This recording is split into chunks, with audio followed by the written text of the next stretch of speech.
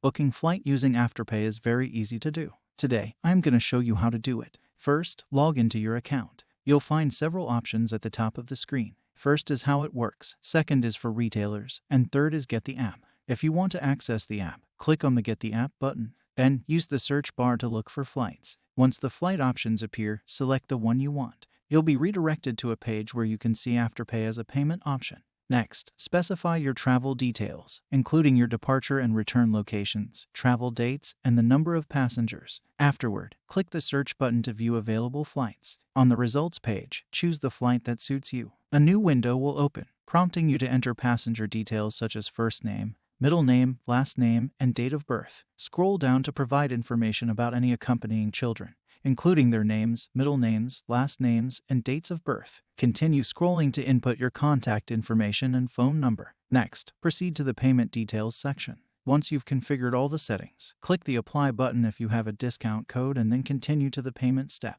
This is how you can successfully book flights using Afterpay.